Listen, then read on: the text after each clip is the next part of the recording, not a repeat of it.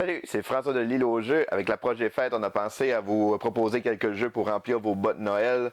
On commence avec Tokyo Train, qui est un petit jeu de party vraiment trippant. Là, ça se joue en paire, c'est soit 4, 6 ou 8 joueurs. C'est un jeu qu'il va falloir faire plein de sons bizarres, parce que c'est des langues comme inconnues, mélangées avec des signes pour réussir à faire comprendre à notre coéquipier comment placer des cartes sur la table. C'est super drôle, c'est super chaotique, là, c'est très très bon.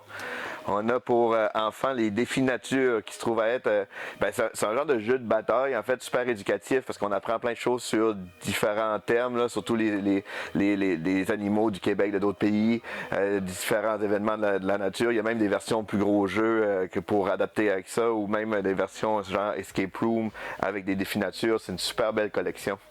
On a ici les Timelines, qui c'est un genre de jeu qui joue beaucoup avec l'histoire. C'est le fun parce qu'il y a vraiment plusieurs thèmes, l'histoire du Canada, du Québec, l'histoire classique, différents événements.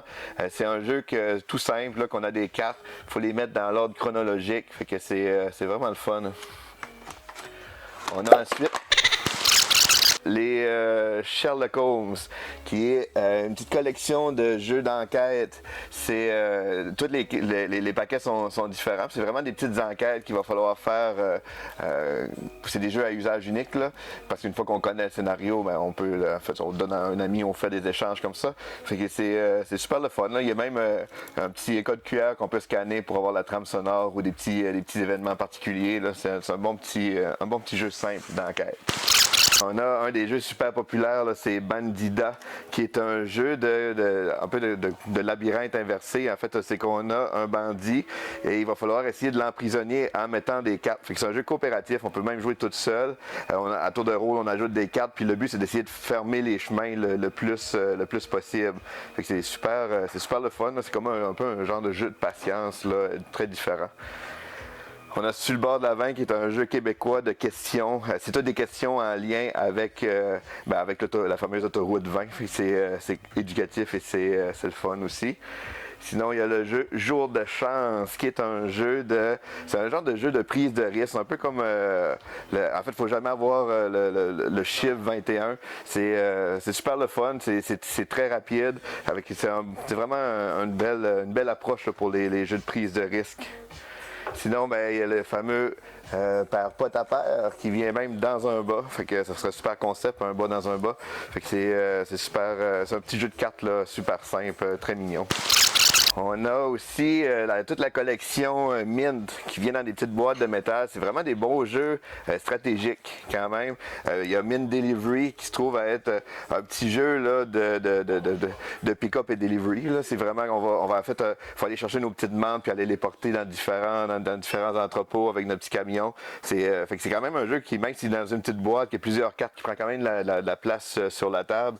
Il y a les Mint Works, qui c'est un peu comme c'est un genre de jeu de placement d'ouvriers, toujours dans le même univers. Là, on produit des menthes de différentes couleurs pour atteindre certains objectifs. C'est vraiment des bons petits jeux. Il y a Mots Rapido, qui est un jeu de mots.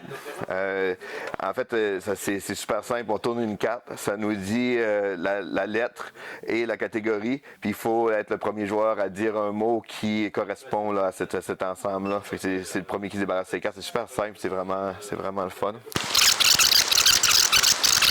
On a le jeu Face the Book, qui est un petit jeu d'observation très drôle. C'est pour 2 à 7 joueurs. En fait, on tourne des cartes. Si c'est un nouveau monstre, la personne qui tourne la carte, il va falloir qu'il le nomme. Et ensuite, on continue à tourner des cartes tout le temps. Puis du moment qu'il y a un monstre qui revient, qu'on a déjà donné un nom, c'est la première personne qui se souvient et qui dit le nom qui gagne les cartes. Fait que c'est très drôle. Surtout quand on joue avec des enfants, là, les adultes, on est tendance à être plus cohérent. On va donner des noms qui nous font penser vraiment au monstre. Tandis que les enfants vont aller très imaginatifs. Fait que c'est très difficile, mais c'est drôle et c'est. Ah, il y a les Deckscape aussi, c'est passé tout droit. Mais Detective, c'est des jeux d'enquête, un peu comme les Sherlock là, que j'ai présentés tantôt. C'est des versions un petit peu plus élaborées, là, question énigme. Puis c'est un concept super le fun. On joue comme les cartes font une pièce en 3D. Puis c'est vraiment utilisé de façon intelligente. Là. On se sert réellement de la pièce, puis la pièce peut modifier un peu. Là, on va rajouter des cartes des fois pour modifier la pièce selon les éléments qu'on trouve dans l'enquête. Fait qu'il y en a plusieurs. Là. En fait, il y a trois jeux différents dans Deckective. Sinon, il y a les Deckscape qui sont plus comme des jeux d'évasion, mais dans un petit format. Sont très le fun aussi, ils sont très appréciés. C'est un peu, je sais pas si les gens connaissent beaucoup les Unlock, les Exit, mais les Deckscape, c'est un peu dans le même principe, sauf que lui, ça va être des piles de cartes qu'on va tourner. Il va falloir résoudre des énigmes en différentes cartes qui sont visibles sur la table. Il y a vraiment énormément de thèmes. Sont très le fun. Lis le jeu.